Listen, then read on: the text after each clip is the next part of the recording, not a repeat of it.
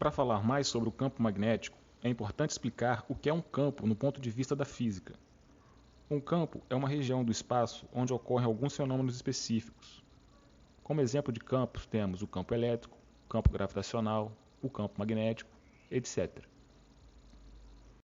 No caso do campo magnético, o que ocorre nele é uma interação com materiais ferromagnéticos e com outros campos magnéticos.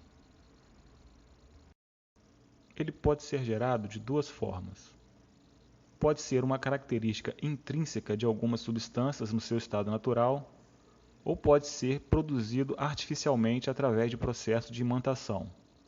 São exemplos de campos magnéticos gerados dessa forma os ímãs naturais e os ímãs permanentes. O campo magnético pode ser gerado também através de uma corrente elétrica, que são cargas elétricas em movimento. O estudo do magnetismo, juntamente com eletricidade, deu origem ao eletromagnetismo. Os campos magnéticos influenciam materiais ferromagnéticos e outros campos magnéticos. Podemos comprovar o surgimento de um campo magnético através de uma força magnética. Essa força magnética é observável quando materiais são atraídos em direção ao ímã. Quando estamos falando de campo magnético e de força magnética, estamos nos referindo a grandezas vetoriais. Um solenoide é um fio condutor enrolado em espiral ao longo de um cilindro. Quando uma corrente elétrica percorre esse fio, surge um campo magnético que tem esse formato. O eletromagnetismo tem relação com o movimento de cargas elétricas, e as menores cargas elétricas são os elétrons. De forma geral, os elétrons se movimentam de duas formas: girando em torno de si mesmos, um movimento conhecido como spin, e girando em torno do núcleo do átomo. Nos materiais em geral, os elétrons se distribuem de tal forma que o campo magnético total no corpo é nulo. Nesse sentido, os átomos são considerados ímãs elementares. Portanto, os elétrons são responsáveis por gerarem campos magnéticos. Os domínios magnéticos são regiões microscópicas onde os campos magnéticos de cada átomo se orientam de tal forma que geram nestes domínios um campo magnético resultante. Nesse esquema, um material X é subdividido em várias regiões microscópicas chamadas de domínios magnéticos. Em cada região dessa, os átomos que compõem o material X se orientam de tal forma a formar um campo magnético com uma direção e sentido específicos. Esse é o chamado campo magnético resultante do domínio magnético. Os ímãs naturais possuem os domínios magnéticos todos orientados numa mesma direção e sentido. Como são grandezas vetoriais, os campos magnéticos se somam, formando um campo magnético resultante. Esse campo magnético resultante é responsável por dar características magnéticas aos ímãs naturais.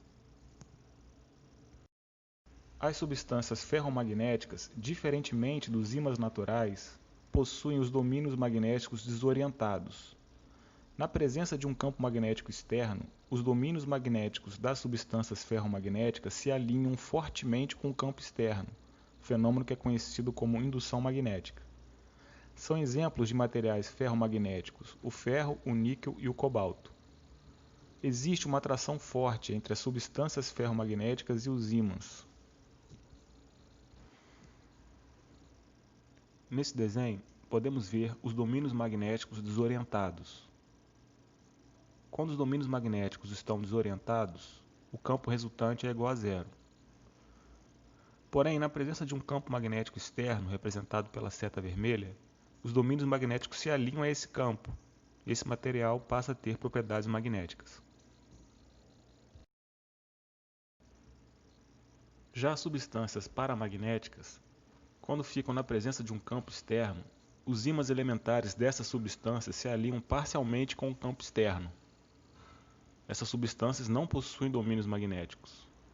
São exemplos de substâncias paramagnéticas: o alumínio, o cálcio, o magnésio, a platina, o cromo e etc. O que ocorre é uma atração fraca entre essas substâncias e os ímãs. Essas substâncias, em seu estado natural, apresentam os ímãs elementares desorientados. Portanto, o campo magnético resultante é igual a zero e essa substância não apresenta magnetismo. Na presença de um campo magnético externo, os ímãs elementares se alinham parcialmente, provocando uma fraca atração entre o material e o campo magnético externo. Na realidade, o efeito magnético nessas substâncias é de difícil percepção. Para que haja um efeito magnético visível, é necessário um campo magnético externo de grande magnitude. Já as substâncias diamagnéticas, quando estão na presença de um campo magnético externo, elas têm seus ímãs elementares se alinhando no sentido contrário ao campo externo. Como exemplo de substâncias diamagnéticas temos o cobre, o bismuto, carbono grafite, etc. O que se observa é uma repulsão fraca entre as substâncias diamagnéticas e os ímãs. No desenho, podemos ver uma situação inicial onde os ímãs elementares se encontram desordenados, portanto, o campo magnético resultante igual a zero. No desenho de baixo, na presença de um campo externo, representado pela seta vermelha, os ímãs elementares se alinham parcialmente no sentido contrário ao campo externo.